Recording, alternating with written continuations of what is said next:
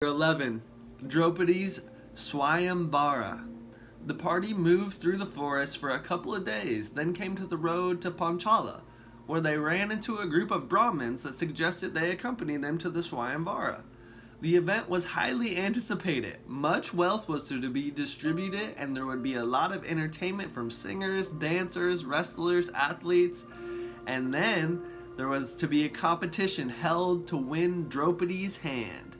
There was to be a small target placed on top of a long pole beneath it, a spinning plate with a small opening, and an arrow was to be shot through the hole into the target, using a massive bow that ordinary men could not even lift. Arjuna eagerly awaited the contest. Drupada had constructed an immaculate stadium for the Syamvara to take place, containing 100 gates inlaid with gold and gems. There were thousands of jewels-encrusted thrones for monarchs to sit upon. The day of the event arrived, and trumpets blared as kings walked in and took their seats. Sages and Brahmins entered. The Pandavas noticed Duryodhana and his brothers sitting at the head of the assembly, and Yudhisthira had to check Bhima's anger. Whoa. The event started as actors and dancers entertained the crowd. Brahmins performed fire sacrifices, and Drupada distributed vast amounts of wealth. This went on for 15 days, and on the 16th, Draupadi, dressed in gold, entered the arena, carrying the nuptial garland to be placed on her victor. Kings began to boast of their prowess, saying, "I shall win the princess," and the arena swelled with excitement and testosterone. Even the demigods assembled in the sky to witness, along with many other celestial races, including the great rishis such as Narada. The Pandavas' hearts felt pierced by darts as they stood to witness the beautiful princess. And Krishna, who was in attendance with his family, took note and softly pointed to the Brahmins out to his brother, saying, "I believe these could be the Pandavas in disguise." His brother noticed and agreed, and they shared a smile.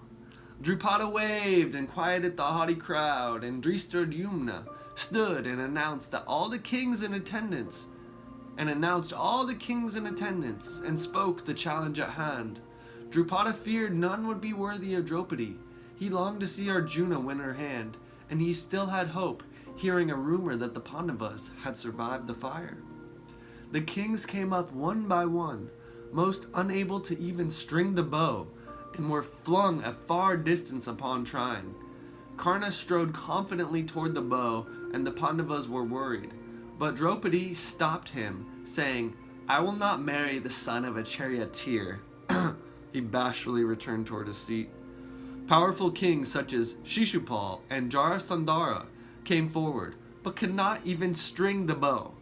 Then Duryodhana came forward, sneering, and strung the bow with relative ease, and released an arrow that sailed through the hole and missed the target by a hair's breadth. He angrily tossed the bow aside and went back to his seat as the Pandavas and Krishna let out a sigh of relief. Whew!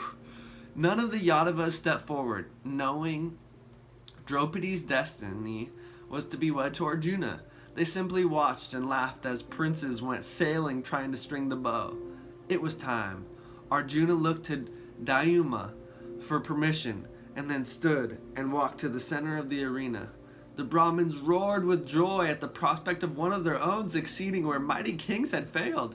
Some elder Brahmins questioned his approach, but were implored to give the godlike youth a chance. Arjuna grabbed the bow and strung it easily. He took a knee and aimed it straight upward, took a breath and released the arrow that shot like lightning straight into the target. The Brahmins rejoiced, and the king became agitated.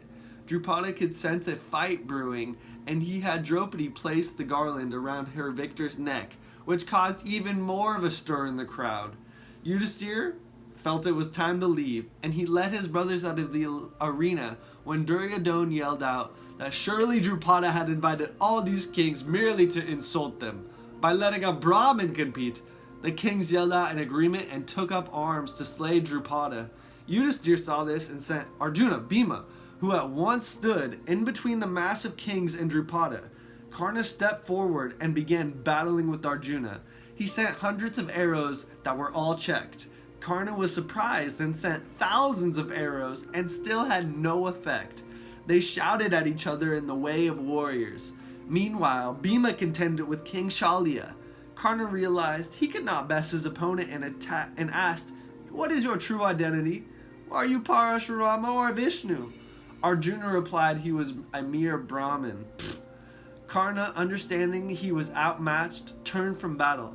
Bhima and Shalya continued to wrestle like maddened elephants as they roared at one another. Then suddenly Bhima lifted Shalya above his head and threw him a great distance. He stopped, remembering him to be Madri's husband. The other kings became uneasy and wondered who these mysterious Brahmins were. But Krishna stopped further inquiry by reminding them that they had won Draupadi's hand fair and square, and that it wasn't a good idea to be fighting Brahmins. The kings relented after Krishna's soft words of persuasion and left the arena in wonder.